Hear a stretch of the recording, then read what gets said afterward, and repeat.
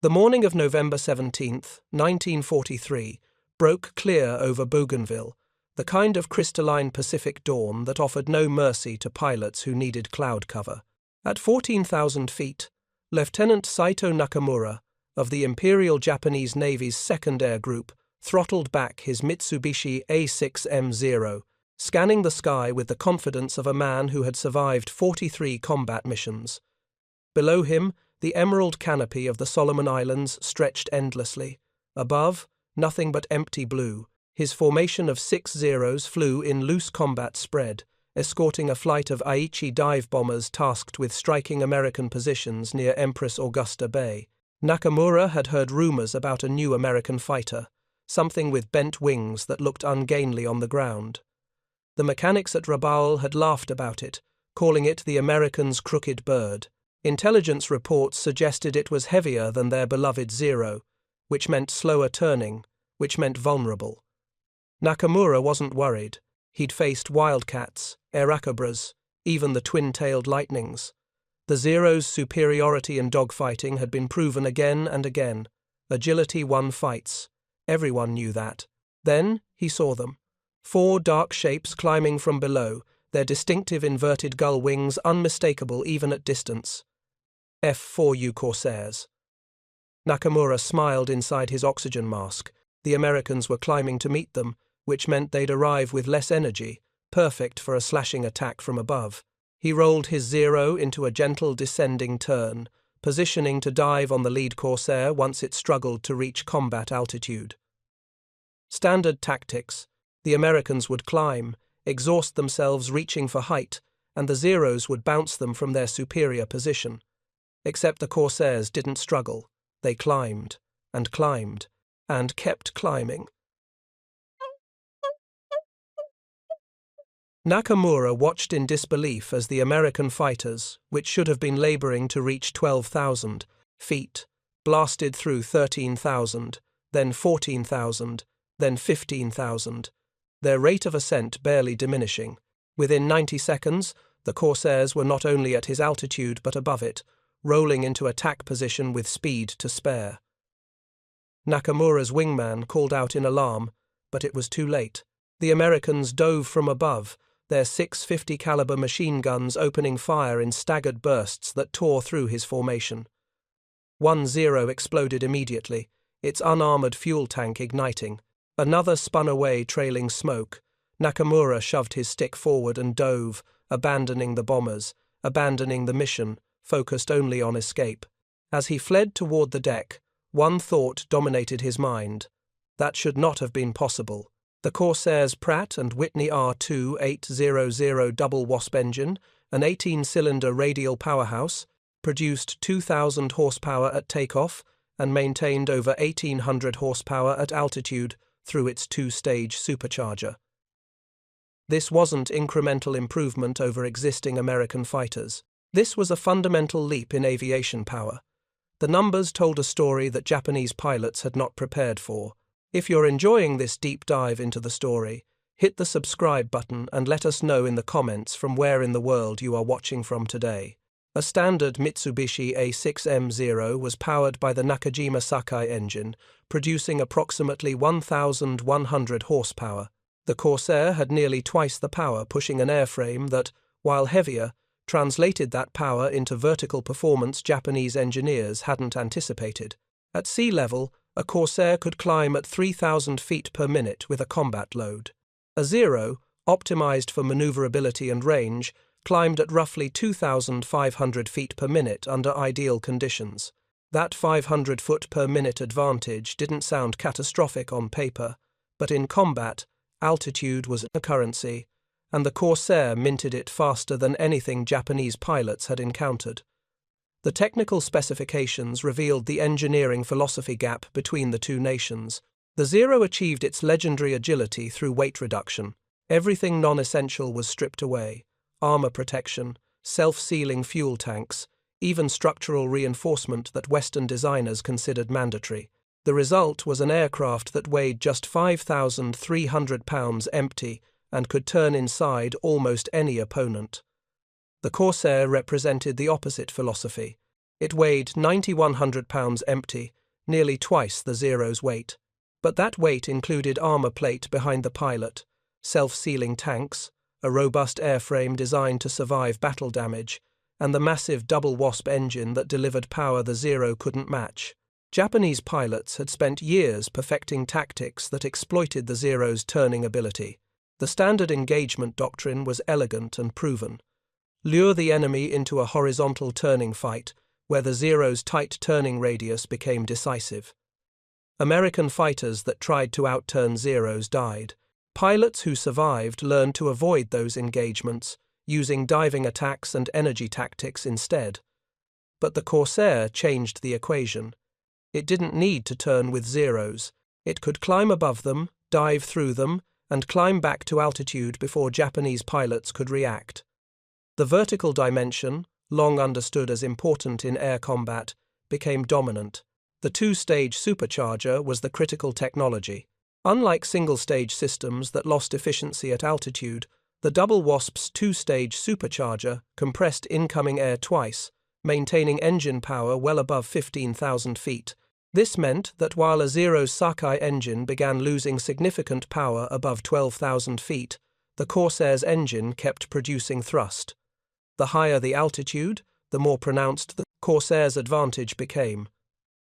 At 20,000 feet, where many engagements occurred during bomber escort missions, the disparity was crushing. A Corsair could climb away from a Zero with ease, reset the engagement at will, and dictate the terms of combat. Marine Fighter Squadron 214, the famous Black Sheep Squadron, encountered this reality during their first combat deployment to the Russell Islands in September 1943. Major Gregory "Pappy" Boyington, the unit's commander, had flown with the American volunteer group in China, where he'd learned to respect Japanese pilot skill and the Zero's capabilities.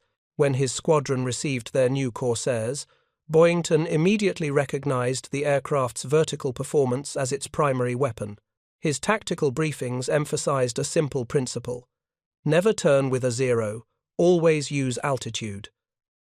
The initial results were dramatic. In their first major engagement on September 16, 1943, VMF 214 intercepted a Japanese strike formation near Bougainville Island. 12 Zeros flew escort for 6 Aichi dive bombers. Boyington's 8 Corsairs approached from below, climbing rapidly to position themselves above the Japanese formation. The Zeros, seeing the American fighters below them, dove to engage, expecting to force the Corsairs into a defensive turning fight. Instead, the Corsairs simply climbed harder. Within 30 seconds, they were above the Zeros, reversing the tactical situation completely.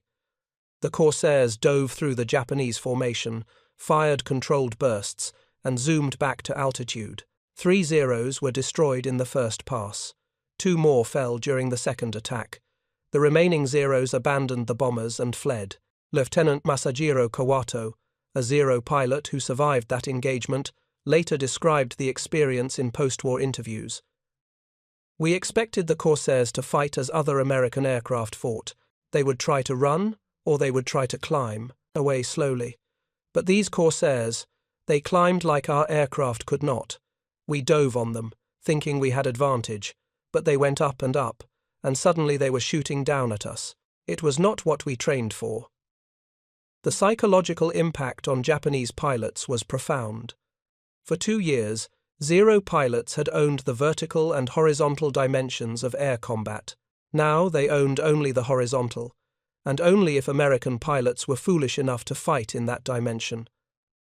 The Corsair pilots, learning from earlier campaigns, weren't foolish. Tactical doctrine crystallized quickly across Marine and Navy Corsair squadrons. The rules were simple and ruthlessly effective: maintain altitude advantage at all costs, engage from above, use diving attacks to maximize speed and firepower, never attempt to turn with a Zero, and use the climb advantage to disengage and reset whenever the tactical situation became unfavorable. This wasn't the romantic notion of aerial combat that appeared in training films. There were no extended dogfights, no graceful aerial ballet. Corsair pilots approached air combat as industrial violence: climb above the enemy, dive at 400 miles per hour, fire a 2-second burst from 650 caliber machine guns, then climb back to altitude using power the enemy couldn't match. If the target was destroyed, excellent. If not, reset and attack again. The Zero pilot's superior turning ability became irrelevant because the fight never occurred in the turning plane. By December 1943, Japanese tactical manuals were being revised to address the Corsair threat. Pilots were instructed to avoid engaging Corsairs unless they held significant altitude advantage, to attempt to lure Corsairs down to lower altitudes where prolonged combat might negate their climb advantage, and to rely on numerical superiority rather than individual combat skill. These instructions revealed something significant.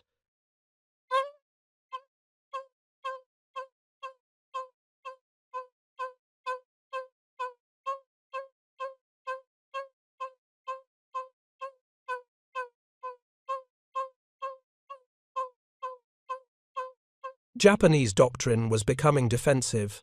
The force that had dominated Pacific skies since 1941 was now writing manuals about how to avoid combat with specific American aircraft. The engineering reality behind the Corsair's climb performance involved more than just engine power. The propeller was equally critical. The Corsair used a massive 13-foot 4-inch Hamilton Standard propeller, the largest diameter propeller fitted to any single-engine fighter of the war. This propeller efficiently converted the Double Wasp's power into thrust across a wide range of speeds and altitudes. The inverted gull wing design, which looked awkward and generated mockery from both American and Japanese observers, served a crucial purpose. It allowed the landing gear to be shorter and stronger while maintaining propeller ground clearance. But it also improved aerodynamic efficiency by creating a smoother junction between wing and fuselage, reducing drag in high-speed flight. The Corsair's wing loading, the ratio of weight to wing area, was higher than the Zero's, which should have made it a worse climber according to simple aerodynamic theory. But the massive engine power overcame that disadvantage. The Corsair had approximately 45 pounds per square foot of wing loading compared to the Zero's 26 pounds per square foot. Yet the Corsair climbed faster because it had nearly 90% more power per pound of aircraft weight. Power-to-weight ratio mattered more than wing loading when it came to vertical performance, a lesson that surprised many pilots who had been taught that lighter, low-wing-loaded aircraft always climbed better. Combat reports from the 4th Air Group, Japan's elite naval fighter unit, operating from Rabaul, documented the growing concern about Corsair engagements. A report dated January 8, 1944, noted, "Enemy Corsair fighters demonstrate superior climb performance. Engagement tactics must prioritize initial altitude advantage. Pilots are instructed to avoid sustained vertical combat." The language was careful, professional, but the message was clear. We cannot compete with this aircraft in the climb. Japanese pilots who ignored this guidance paid heavily. Lieutenant Tetsuzo Iwamoto, one of Japan's highest-scoring aces with over 80 confirmed victories, described an encounter over Rabaul in February 1944. His flight of 4 Zeros intercepted 6 Corsairs at 17,000 feet. Iwamoto, confident in his experience and the Zero's capabilities, led an attack from a slight altitude advantage. The Corsairs immediately went to full power and climbed. Iwamoto followed, expecting to maintain his position. Within 45 seconds, the Corsairs were 1,000 feet above him and climbing faster. They rolled inverted, dove through his formation, and destroyed his wingman before Iwamoto could react. He dove away and escaped, but the engagement shattered his confidence in the Zero's vertical performance. The industrial context amplified the tactical disparity. Vought Aircraft, the Corsair's manufacturer, was producing approximately 250 Corsairs per month by mid-1944, backed by Pratt & Whitney's massive engine production capacity. When a Corsair was lost in combat, it could be replaced within weeks. When a Corsair engine failed, a new Double Wasp could be installed from readily available stocks. Japanese industry, strained by material shortages and strategic bombing, struggled to maintain existing aircraft, let alone produce new ones at rates that matched American output. Zero production peaked at approximately 250 aircraft per month in early 1944, but engine availability and pilot training bottlenecks meant that operational squadrons rarely received replacement aircraft or pilots quickly enough to offset losses. The climb advantage created cascading tactical effects. Bomber escort missions became dramatically more survivable for American forces. When Corsairs escorted dive bombers or torpedo bombers, Japanese fighters had to climb through the Corsair screen to reach the vulnerable bombers. But climbing meant exposing themselves to diving attacks from above. Japanese pilots faced an impossible choice: attempt to reach the bombers and risk being shot down by escorting Corsairs, or stay high and watch the bombers complete their missions unmolested. Either choice represented failure. Fighter sweeps, offensive missions where fighters hunted enemy aircraft without escort responsibilities, became nightmares for Japanese pilots. Corsairs could patrol at high altitude, spot Japanese formations below, and attack with altitude advantage whenever they chose. If the engagement went poorly, Corsairs simply climbed away. Zero pilots couldn't catch them, couldn't force them to fight on unfavorable terms, couldn't do anything except watch the Americans reset the engagement and attack again. If you find this story engaging, please take a moment to subscribe and enable notifications. It helps us continue producing in-depth content like this. The Marines flying Corsairs from forward bases in the Solomons developed an almost casual confidence in their aircraft's vertical performance. First Lieutenant Robert M. Hansen, flying with VMF-215, shot down 25 Japanese aircraft in 17 days during January and February 1944. His tactics were brutally simple: climb above the enemy, dive, shoot, climb away, repeat. Hansen's combat reports are studies in efficiency. January 30, 1944. Intercepted 4 Zeros at 12,000 feet. Climbed to 16,000, dove through formation. 1 Zero destroyed. Climbed to 18,000. Attacked again. 1 Zero probable. Zeros, unable to pursue. There was no drama, no description of desperate maneuvering. Just altitude, power, and systematic destruction. Japanese countermeasures proved largely ineffective. Attempts to ambush. Corsairs at low altitude occasionally succeeded, but required perfect positioning and surprise. Most Corsair pilots, briefed on Japanese tactics, maintained altitude discipline and refused to chase seemingly vulnerable targets down to the deck where Zeros might be waiting. Attempts to develop new tactics that negated the Corsair's climb advantage founded on the basic physics. The Corsair had more power, and power determined vertical performance. No amount of tactical innovation could overcome an 1,800 horsepower deficit. By March 1944, Marine Corsair squadrons operating from Bougainville, Munda, and the Green Islands had established almost complete air superiority over the northern Solomons. Japanese aircraft still flew, but increasingly at night or in poor weather when the Corsair's advantages were minimized. Daylight engagements, once common, became rare as Japanese commanders recognized that sending Zeros against Corsairs in clear weather was effectively sending pilots to their deaths. The Battle of the Philippine Sea in June 1944 demonstrated the culmination of these tactical developments. Navy Corsair squadrons, operating from Essex-class carriers, intercepted massive Japanese strikes intended to destroy the American invasion fleet off Saipan. The engagement, later called the Great Marianas Turkey Shoot, saw American fighters destroy over 300 Japanese aircraft while losing fewer than 30 of their own. Corsairs, using their climb advantage to position themselves above incoming Japanese formations, executed diving attacks that shredded the enemy before they could reach the American ships. Japanese pilots, many of them newly trained replacements with minimal experience, had no answer to the tactics. They couldn't outclimb the Corsairs, couldn't escape the diving attacks, and couldn't force the Americans into the kind of turning fights where Japanese numerical advantage might have mattered. Lieutenant Junior, Grade Alexander Vrasiu, flying an F-6F Hellcat from USS Lexington, shot down 6 Japanese aircraft in 8 minutes during that battle. But it was the Corsair squadrons, with their superior climb performance, that established the high-altitude screen, preventing Japanese aircraft from ever reaching favorable attack positions. The power differential wasn't subtle. It was overwhelming, and it reshaped the entire tactical framework of Pacific air combat.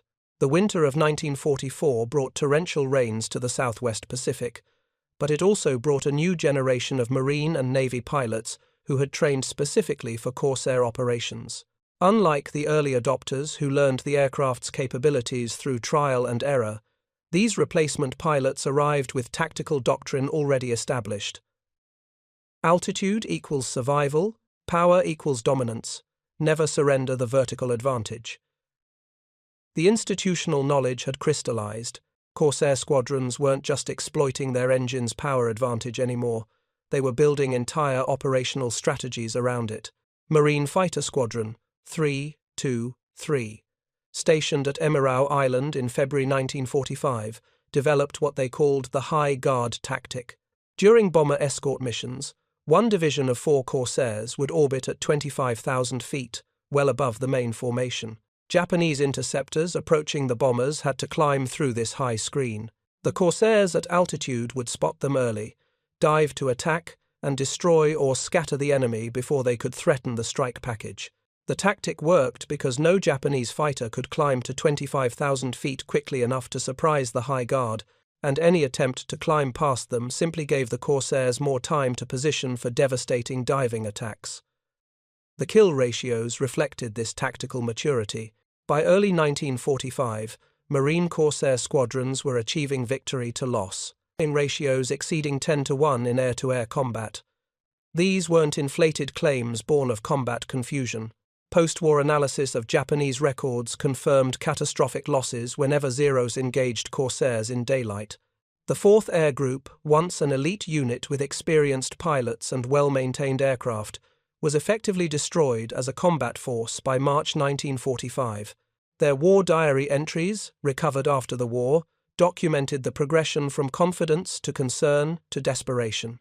An entry from December 10, 1944, noted, "Corsair fighters demonstrate consistent altitude advantage. Our pilots report difficulty maintaining combat position." By February 20, 1945, the tone had shifted. Engagement with enemy Corsairs results in unacceptable losses. Recommend avoiding daylight interception missions unless overwhelming numerical advantage can be achieved. The final entry, dated March 15, 1945, was stark. Unit combat ineffective. Remaining pilots reassigned to kamikaze operations. The kamikaze strategy, while horrifying in its implications, represented a tactical admission. Japanese commanders recognized that conventional fighter tactics had failed against aircraft like the Corsair. If pilots couldn't win dogfights, perhaps they could at least damage enemy ships through suicide attacks. The Corsair's climb advantage proved crucial in defending against these attacks as well. Navy Corsair squadrons flying combat air patrol over invasion fleets could intercept incoming kamikazes at high altitude, far from the ships they were trying to reach. The Corsairs would climb to patrol stations at 15 to 20,000 feet, spot incoming Japanese aircraft below them, and dive to intercept. During the Okinawa campaign, which began on April 1, 1945, this defense-in-depth approach saved countless American lives. Corsairs from Marine squadrons based on Shima and Navy squadrons, flying from carriers, created an aerial barrier that Japanese aircraft struggled to penetrate. When kamikazes attempted to approach at low altitude, hoping to evade radar detection, they sacrificed speed and maneuverability. Corsairs diving from above caught them during their attack runs, destroying them before they could reach the fleet. When kamikazes tried high-altitude approaches, the Corsairs simply climbed above them and engaged from superior positions. Lieutenant Robert Klingman of VMF 312 demonstrated the Corsairs' high-altitude capabilities in the most extreme way possible on May 10, 1945. Klingman was vectored to intercept a Japanese reconnaissance aircraft, a Kawasaki Ki-46 Dyna, operating at 38,000 feet above Okinawa. At that altitude, both aircraft were near their performance limits. Klingman's guns froze due to the extreme cold. Unable to shoot, he closed to within feet of the Japanese aircraft and used his propeller to saw through its tail surfaces. The Dyna went down. Klingman's Corsair, despite having sustained damage to its own propeller, maintained enough power to limp back to base. No Zero could have operated effectively at that altitude, let alone survived the encounter. The technical reality was unforgiving. The Zero's Sakae engine, optimized for performance between 8 and 15,000 feet, lost approximately 40% of its power by 20,000 feet. The Corsair's Double Wasp, with its two-stage supercharger, lost only 20%. At 30,000 feet, where the Dyna encountered Klingman, the disparity was even more extreme. The Corsair maintained marginal operational capability. The Zero simply couldn't function as a combat aircraft at that altitude. Japanese pilots attempting high-altitude interceptions in Zeros found their aircraft sluggish, unresponsive, and vulnerable. The psychological toll on surviving Japanese pilots manifested in various ways. Some became fatalistic, flying missions they knew would likely be their last. Others refused to engage Corsairs unless ordered directly. Still others requested transfer to kamikaze units, viewing a certain death in a suicide attack as preferable to the prolonged stress of conventional combat against an aircraft they couldn't defeat. Post-war psychiatric studies of repatriated Japanese pilots identified what researchers called Corsair syndrome, a cluster of symptoms including hypervigilance, difficulty sleeping, and persistent anxiety triggered by the sound of radial engines. The psychological dominance was as complete as the technical dominance. American pilots, by contrast, developed an almost proprietary confidence in their aircraft. Corsair pilots viewed their mounts as extensions of themselves, tools that responded predictably and powerfully to pilot input. The aircraft's quirks, and it had several, including difficult carrier landing characteristics and limited forward visibility during ground operations, were accepted as minor annoyances compared to its combat capabilities. Pilots learned to manage the Corsair's tendency to torque roll during aggressive climbs, using rudder input to maintain coordinated flight. They adapted to the cockpit's layout and the aircraft's handling characteristics until operation became instinctive. Major Archie Donahue, commanding officer of VMF 451, described the relationship in a letter home dated March 1945. The Corsair isn't a forgiving aircraft. It demands respect and skill, but it gives back tenfold. When I shove the throttle forward and feel those 2,000 horses respond, I know no Japanese pilot can match what I'm about to do. That's not arrogance. That's physics. Donahue survived the war with 14 confirmed kills, all against Japanese fighters, all achieved using vertical tactics that exploited his engine's power advantage. The industrial dimension continued to play a decisive role. By mid-1945, Vought and its licensees were producing over 400 Corsairs per month. Pratt & Whitney's production lines were turning out Double Wasp engines at rates that ensured every Corsair squadron had spare engines available for rapid replacement. When a Corsair suffered engine failure or battle damage, maintenance crews could swap engines in less than 8 hours, returning the aircraft to operational status almost immediately. Japanese maintenance, by contrast, had deteriorated to crisis levels. Spare parts were nearly non-existent. Engines that needed replacement often couldn't be replaced. Aircraft sat grounded for weeks, waiting for parts that never arrived.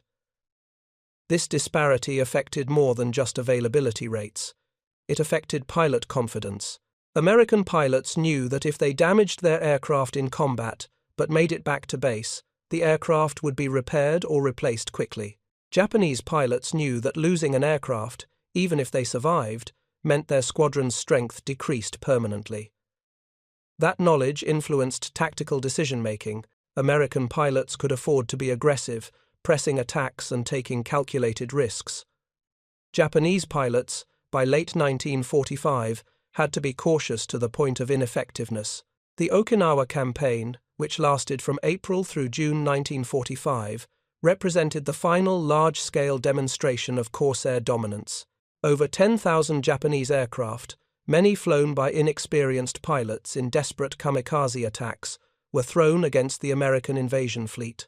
Navy and Marine Corsair squadrons, working in coordination with Hellcats and other fighters, destroyed thousands of these aircraft. The official tally credited Corsairs with over 500 victories during the 3-month campaign. Japanese records, incomplete due to the chaos of the war's final months, suggest actual losses were even higher. The tactical pattern was consistent. Japanese aircraft approached, Corsairs climbed to intercept, diving attacks followed. Japanese aircraft fell. Even when Japanese pilots achieved temporary tactical advantages through surprise or favorable positioning, the Corsairs' power allowed American pilots to disengage, climb away, and reset the engagement on favorable terms. The Zero's turning ability, once decisive, became a liability. Japanese pilots who attempted to turn-fight Corsairs found themselves in vertical rolling scissors maneuvers, where the Corsair's power and energy retention allowed it to maintain or increase its advantage with each rotation. Lieutenant Eugene Valencia, flying with VF-9 from USS Yorktown, developed a tactic he called the mowing machine. His division of 4 Corsairs would position themselves in a slight diagonal line. When they encountered Japanese formations, they would dive through together, each pilot taking a target in sequence. The overlapping fields of fire and the staggered timing meant that Japanese pilots attempting to evade one Corsair flew directly into another's gun sight. The tactic worked because the Corsairs could maintain formation coherence even during high-speed dives and aggressive climbs, something that required both skilled pilots and powerful, reliable engines. Valencia's division shot down 50 Japanese aircraft in 4 months without losing a single pilot. When asked about his success, Valencia credited the Corsairs' power. "We dictated every engagement. If we didn't like the setup, we climbed away and started over. The Japanese couldn't do that. They had to fight where and when we chose, on our terms, using our advantages." This was the essence of air superiority, not just winning fights, but controlling when and how fights occurred. The final statistics told an unambiguous story. From their introduction in late 1942 through the end of the war in August 1945, Corsairs achieved an overall kill ratio of approximately 11-1 against Japanese aircraft. Over 2,100 enemy aircraft were credited to Corsair pilots. Fewer than 200 Corsairs were lost to Japanese fighters. When accounting for losses to anti-aircraft fire, operational accidents, and other causes, the Corsair still maintained combat loss rates well below 1% per sortie. No other American fighter achieved comparable numbers in the Pacific theater. The human cost behind these numbers was staggering for Japan. Thousands of pilots, many of them hastily trained teenagers with barely 100 hours of flight time, were sent against Corsairs and other American fighters with predictable results. By mid-1945, Japanese pilot training had collapsed to the point where new pilots received as little as 30 hours of instruction before assignment to combat units. These pilots had no chance against experienced Corsair pilots flying aircraft with enormous performance advantages. The loss rate among newly arrived Japanese pilots exceeded 70% within their first 5 missions. Experienced Japanese pilots who survived into 1945 developed elaborate personal strategies for avoiding Corsairs. Some refused to fly except in poor weather. Others requested transfers to night fighter units where the Corsairs' advantages were less pronounced. A few, recognizing the futility of continued resistance, quietly sabotaged their own aircraft to avoid flying combat missions. Post-war interviews revealed that by the war's final months, pilot morale in remaining Japanese fighter units had effectively collapsed. They flew because they were ordered to fly, not because they believed they could achieve anything meaningful. The strategic implications were profound. Air superiority, achieved partly through the Corsairs' technical dominance, allowed American forces to conduct amphibious operations across the Pacific with acceptable casualty rates. Ground troops could advance with reliable close air support. Supply ships could operate near contested islands without suffering catastrophic losses to air attack. Strategic bombing campaigns against the Japanese home islands proceeded with fighter escorts that Japanese defenses couldn't effectively challenge. The Corsair wasn't solely responsible for these outcomes, but it was a critical component of the air superiority equation. When the war ended in August 1945, Corsair production continued briefly before contracts were cancelled. The final production total exceeded 12,000 aircraft. Many served through the Korean War, where their power and durability again proved valuable against different opponents in different conditions. But the aircraft's defining legacy was established in the Pacific between 1943 and 1945, where 2,000 horsepower and intelligent tactics combined to break Japanese air power. The lessons learned influenced fighter design for decades. Post-war American fighters prioritized power and speed over maneuverability. The assumption, validated by the Corsairs' success, was that a faster, more powerful aircraft flown by a well-trained pilot could defeat more agile opponents by controlling the engagement's vertical dimension. This philosophy shaped aircraft like the F-86 Sabre in Korea, the 4 Phantom in Vietnam, and continues to influence fighter design today. Power, properly applied, trumps agility in most combat scenarios. Japanese aviation, rebuilt after the war as the Japan Air Self-Defense Force, internalized different lessons. Post-war Japanese tactical doctrine emphasized coordination, situational awareness, and defensive operations. The trauma of facing technically superior opponents, flying aircraft like the Corsair, left lasting institutional memories. Modern Japanese fighter pilots train extensively in beyond visual range combat and defensive counter-air operations, reflecting both technological realities and historical experience. The Corsairs' climb advantage, the specific technical capability that shocked Lieutenant Nakamura over Bougainville in November 1943, was never just about feet per minute or horsepower ratings. It was about psychological dominance, tactical flexibility, and the cumulative effect of industrial superiority. Japanese pilots learned, painfully and repeatedly, that their lightweight, maneuverable Zeros couldn't compete against aircraft designed with different priorities. The Americans had chosen power over agility, durability over weight savings, and systematic violence over elegant maneuver. In the specific context of the Pacific War, those choices proved decisively correct. By the time the last shots were fired in August 1945, the mockery that some Japanese pilots had directed at the bent-wing American fighter had long since died. What remained was respect born of fear and the understanding that technological advantage, when properly exploited by trained pilots operating within sound doctrine, could determine the outcome of entire campaigns. The Corsair climbed 3,000 feet per minute, not because engineers wanted an impressive specification, but because tactical reality demanded it. And in the unforgiving mathematics of aerial combat, those 3,000 feet per minute meant the difference between victory and annihilation. Thank you for watching. For more detailed historical breakdowns, check out the other videos on your screen now, and don't forget to subscribe.